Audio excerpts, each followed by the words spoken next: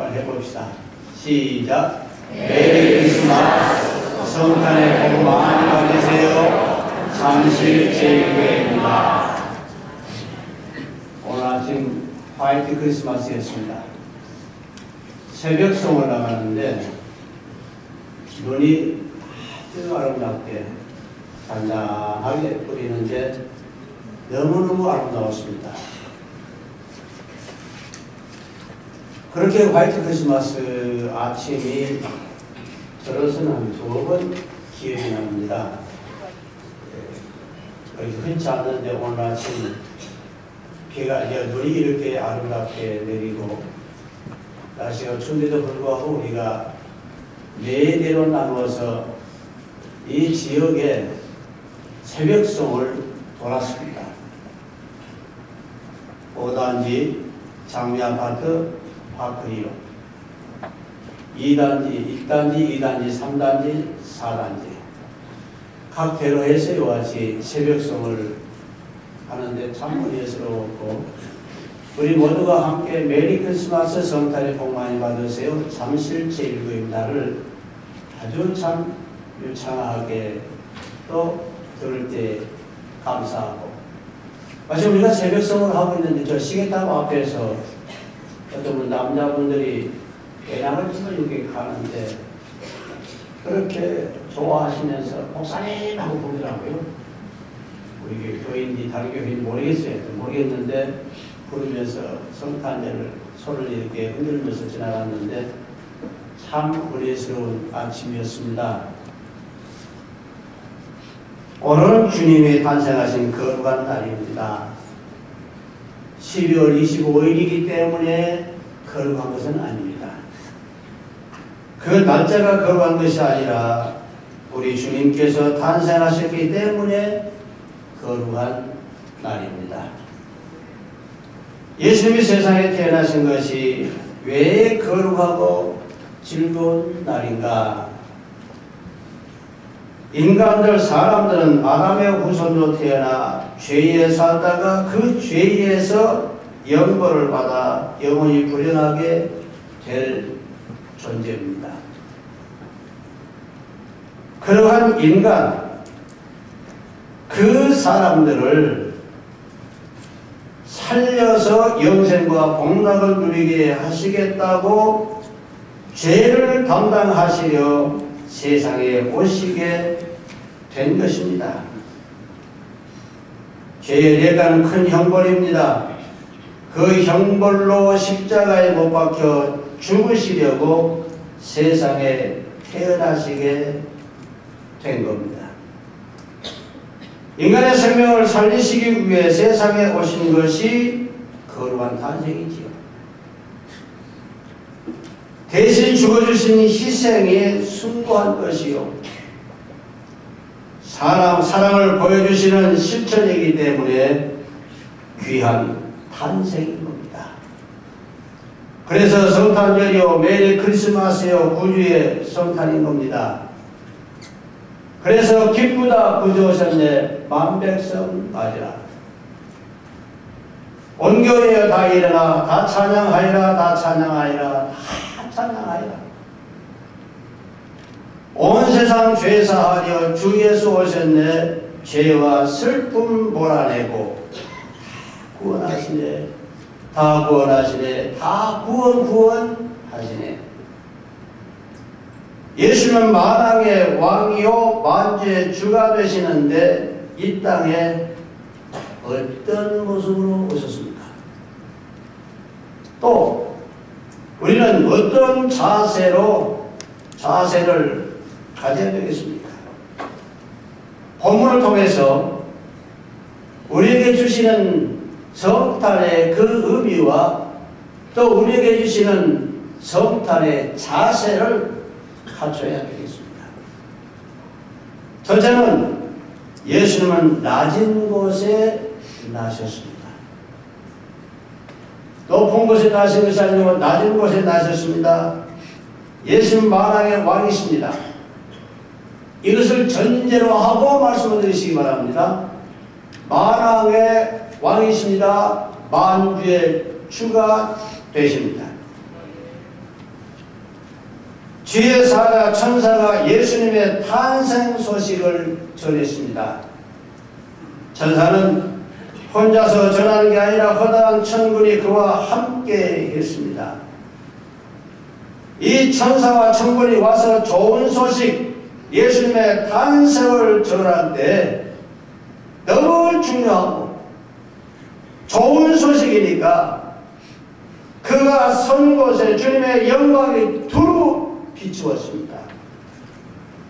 너무 영광스러워 그것을 보는 목자들은 두려운 마음을 가졌습니다. 천군들은 갑자기 우렁찬 찬양을 했습니다.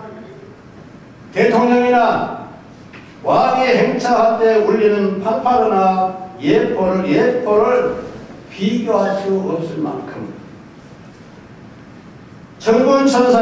천군의 우렁찬 찬양이 울려버리는 가운데에 예수님의 탄생 소식이 전해진 겁니다. 찬양의 내용은 지극히 높은 곳에서는 하나님께 영광이요 땅에서는 하나님이 기뻐하시는 사람 중에 평화로다 하니라. 세상의 어느 누가 성현군자 영웅혹을 세상에 태어날 때에 이렇게 찬양을 받으며 천군의 찬양을 받으며 천사의 사정 통보가 있어서 태어난 사람이 누가 있습니까? 또 천사는 그렇습니다. 오늘 다윗의 동네에 너희를 위하여 구주가 나셨으니 곧 그리스도 주시니라. 이 찬양의 말씀은 예수 그리스도께서 만왕의 왕이요 만주의 주가 탄생하셨다는 예전인데, 이러한 예전을 갖춘 것인데 이 세상을 구원하실 구주께서 탄생하신 겁니다. 이런 지체 높으신 예수님, 이렇게 위상이 대단하신 그 예수님께서 세상에 태어나셨는데 맞이하는 세상 사람들은 전혀 예전과 예의를 갖추지 않았습니다. 마리아와 요셉이 아기 예수를 낳았는데 강보에 싸서 구유에 누였다고 했습니다. 강보는 부드러운 천이 아닙니다. 따뜻한 것도 아닙니다. 거칠거칠하고 뻣뻣한 겁니다. 그것이 강보입니다. 누우신 곳은 금과 은으로만 장식한 그러한 자석도 아니고 그런 어떤 요람도 아닙니다. 요람도 아닙니다. 가정의 안방도 아닙니다. 마을 밥통입니다. 구유에 뉘어졌습니다. 움푹 패인 말 밥그릇이 그의 요람이었습니다. 여관도 가정 집안 안방도 없습니다. 호적하는 행사로 말미암아서 한꺼번에 모든 사람들이 전국에서 몰리기 때문에 몰리는 바람에 발을 구할 수가 없어서 요셉과 마리아는 마국간에 처소를 마련했던 겁니다. 이 예수님은 만왕의 왕이신데 화려한 궁전에 나신 것이 아니라 초라한 마국간에 오신 겁니다. 이것은 구세주 예수님께서 가장 낮은 곳에 탄생하셨다는 실증입니다. 만왕의 왕, 우리 주 왕께서는 화려한 곳에 오실 수 있습니다. 얼마든지. 그러나 화려한 곳에 오신 것이 아니라 천한 사람들 곁으로 오셨습니다. 가난하고 버림받고 병고에 시달리는 사람들 곁으로 오신 겁니다. 벌벗고 소외당한 자들 곁으로 오셨습니다. 낮은 자리 낮아지신 모습으로 이 세상에 오신 겁니다. 둘째는 우리 성도는 낮아져야 낮아지고 또 낮아지고 또 낮아져야 합니다. 우리 주님이 낮은 데로 오셨으니까요. 우리가 낮은 데로 가야 주님을 만날 수 있습니다. 물론 우리가 저거 못 살고 가난해 한다는 건 아닙니다. 궁상을 떨고 지진이 궁상을 떠는 그런 자가 되라는 것도 아닙니다. 부자와 같은 마음을 갖지 말라고 하는 겁니다. 마음을 이야기합니다. 심령을 이야기합니다. 마음이 가난한 자가 복이 있나니 하나님을 볼 것이라고 했습니다. 세상에는 마음이 부한 사람들 많습니다. 그야말로 자신감이 넘치고 무엇이든지 자기가 하면 되고 어느 누구의 도움이 없이도 잘할 수 있다는 자신만이 그 자만심이 꽉 차 있어가지고 주님도 예수 그리스도도 하나님도 받아들이지를 않습니다. 이곳에는 주님이 가시지 않습니다. 그런 마음에는 주님이 가시지를 않습니다. 마음이 가난해서 자신을 낮추는 사람에게만 가십니다. 그리고 거기에 계십니다. 예수님이 죄인과 함께 먹고 마신다고 바리새인들이 큰 시비를 한 바가 있습니다. 예수님이 그 죄인을 찾아가 가까이 하시는 것은 자신의 죄를 깨닫고 회개하니까 마음이 비었고 또 낮아졌기 때문에 죄인을 찾아갑니다. 오늘은 성탄절입니다. 예수님이 현 시대에서도 역시 낮은 곳에 탄생하실 것입니다. 그러므로 우리는 낮아져야 됩니다. 모든 교만과 부요함의 가면을 벗고 주님 앞에 낮은 자가 되어서 주님이 함께 하시는 성도가 되어야 됩니다. 셋째는 우리는 낮은 곳을 찾아가야 됩니다. 단순히 마음만 먹었다고 해서 낮아진 건 아닙니다. 단순히 마음만 먹었다고 해서 낮춰진다는 그런 의미가 있는 것은 아닙니다. 진정 낮은 자리로, 진정 낮은 곳을, 낮은 자리를 찾아가야 됩니다. 마태복음 25장 31절로 46절에서 보면 예수님은 오른편, 왼편으로 나누시고 칭찬과 저주를 하시는 장면이 기록되어 있습니다. 마태복음 25장 34절 36절 보면 심판 때에 그때 임금이 오른편에 있는 자들에게 내 아버지께 복받을 자들, 이 복받을 자들, 그런 이야기합니다. 오른편에 있는 자들에게 이르되 내 아버지께 복받을 자들이여 나와 창세로부터 너희를 위하여 예비된 나라를 상속받으라. 내가 줄일 때에 너희가 먹을 것을 주었고 목마를 때 마시게 하였고 나그네 되었을 때 영접하였고 헐벗었을 때에 옷을 입혔고 병들었을 때에 돌보았고 옥에 갇혔을 때에 와서 보았느니라. 그렇게 말씀을 했습니다. 그렇게 말씀을 하시자 깜짝 놀란 이 사람이 주여 우리가 언제 그랬습니까? 왕은 너희가 여기 내 형제 중 지극히 작은 자에게 한 것이 곧 내게 한 것이니라 말씀했습니다. 그리고 임금이 왼편에 있는 자들에게 또 말씀을 하십니다. 41절에서 보게 되면 또 왼편에 있는 자들에게 이르시되 저주를 받은 자들아 나를 떠나 마귀와 그 사자들을 위하여 예비된 영영한 불에 들어가라. 내가 죽일 때 너희가 먹을 것을 주지 아니하였고 목마를 때에 마시게 하지 아니하였고 나그네 되었을 때에 영접하지 아니하였고 헐벗을 때에 옷 입히지 아니하였고 병들었을 때와 옥에 갇혔을 때에 돌보지 아니하였느니라.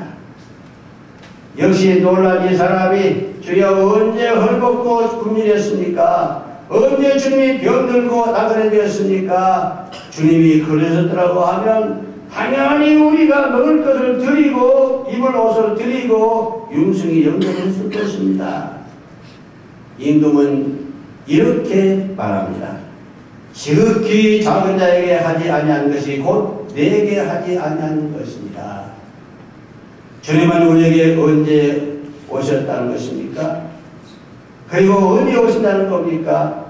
우리들 가운데 소외당하고 어려움당하고 그런 어려움이 있는 자들을 찾아오셨다고 하는 겁니다. 우리는 주님이 가신 곳으로 가야 합니다. 우리는 주님이 가신 낮은 곳으로 가야 됩니다. 우리 교회 주변에는 독거노인이 많습니다. 외로운 사람들이 많습니다. 우리 주변에서도 외로워 고독해서 자살한 사람도 있습니다. 몇 년 전에 우리 여전대 젊은 여전도회가 저 풍납동의 그 복지관에 노인들을 찾아가서 매주 김치를 해가지고 김치를 담아가지고 드리고 그 노인 한 가정을 이렇게 또 집중적으로 돌아보는 것, 그것이 구청에 알려져가지고 그 칭찬으로 해가지고 감사패를 보내왔는데 그것이 참 눈물겨운 그러한 표시였습니다. 이것이 우리 교회가 하는 일이고 우리 교회가 나타내는 그런 모습입니다. 병으로 시달리는 사람을 조용히 찾아가서 위로해 주시고 힘이 되어 줘야 됩니다. 현재는 군중 속에 고독시대라고 합니다. 진정으로 이웃이 되어주고 위로와 소망을 주는 우리 교회가 됩니다. 그리고 성도가 됩니다. 우리 성도들이 그러한 모습의 색깔을 분명히 보여줘야 됩니다. 그런 교회가, 그런 교회에 주님이 계실 겁니다. 미국의 백만장자 록펠러는 43세에 미국의 최대의 부자가 됐습니다. 53세에는 세계 최대의 가부가 됐습니다. 록펠러. 53세가 되던 해에 불치의 병에 걸려서 1년 이상 살지 못한다는 병원 당국의 사형 선고를 받았습니다. 53세에 1년 이상 살지 못한다고. 충격이지요. 얼마나 큰 충격이 있습니까? 최후 점검을 위해서 휠체어를 타고 병원 복도를 가고 있는데 병원 로비에 성경 말씀이 걸려 있습니다. 사도행전 20장 35절 말씀이에요. 주는 것이 받는 것보다 복이 있다. 이것은 예수님께서 말씀하신 직접적으로 말씀하신 겁니다. 마태, 마가, 누가, 요한복음에 없는 그런 예수님의 실질적인 그 말씀이 거기에 기록되어 있습니다. 주는 것보다 받는 것이 복이 있다. 록펠러는 그 글을 보는 순간 마음속에 깊은 느낌을 가지면서 상심을 하게 되었습니다. 그러면서 두 눈에서 눈물이 주르륵 흐릅니다. 그동안에 돈을 벌겠다. 43세, 53세 되기까지 열심히 그렇게 했는데 그렇지 하는 것보다 주는 것이 좋은 일이지. 그런 눈을 지그시 감고 생각에 잠겨 있는데 조금은 시끄러운 소리에 정신이 번쩍 듭니다. 시끄럽습니다. 시끄러운 내용은 입원비 문제로 환자 보호자와 병원 측과 실랑이를 하는 겁니다. 병원 측은 병원비를 가져오세요. 병원비가 없으면 입원이 안 됩니다. 치료할 수 없습니다. 하는 이야기고, 환자 어머니는 입원시켜 일단 치료해 주세요. 살려주세요. 울면서 사정을 하고 있는 겁니다. 록펠러는 곧 비서를 시켜서 병원비를 지불하라고 했습니다. 단 누가 병원비를 지불했는지 절대로 알리지 마라. 이건 급비다. 알리지 마라. 얼마 후에 은밀히 도운 소녀가 기적적으로 회복되었습니다. 그 모습을 조용히 지켜보던 록펠러는 얼마나 좋은지, 그 모습을 보면서 얼마나 좋은지 행복했습니다. 나중에 그는 자서전에서 그 순간을 이렇게 기록했습니다. 저는 살면서 이렇게 행복한 사람이 있는지 몰랐습니다. 하는 이야기입니다. 그때 그는 나눔의 삶을 작정했습니다. 그 후 동시에 신기하게 그의 병도 사라져버렸습니다. 1년밖에 살지 못하는데, 못 산다고 병원 나가서 분명히 사형선고를 내렸는데 그 마음을 가지고 실시하면서부터 병이 없어졌습니다. 93세까지 살았습니다. 선한 일에 힘썼습니다. 그리고 이렇게 해고했습니다. 인생 전반기 55년은 쫓기며 살았지만 후반기 43년은 참으로 행복하게 살았는데, 이게 최후의 록펠러의 기록입니다. 사랑하는 성도 여러분, 낮은 대로 탄생하신 영광의 주님, 만왕의 왕, 만주의 주를 낮은 대로 내려가서 상봉하셔서 복된 성탄이 되시기를 축원합니다. 기도드리겠습니다. 고마우신 주님, 낮은 대로 탄생하신 우리 주님을 만날 수 있게 있어서 감사합니다. 또 낮은 대로 탄생하신 우리 주님을 배울 수 있게 있어서 감사합니다. 이제 우리의 마음속에 다짐이 있습니다. 록펠러처럼 행복하게 살겠다고, 주님과 함께 인생을 살겠다고 낮은 데서 이렇게 다짐한 우리 모든 성도들에게 성령이 충만하게 하시고 저희들의 믿음을 새롭게 하여 주시고 인생을 재정립할 수 있게 하여 주시고 저희들이 영원히 행복하게 하여 주시옵소서. 성탄의 기쁨을 우리 모든 성도들에게 충만케 해주시기를 원하옵고 예수님 이름으로 기도드리옵나이다. 아멘.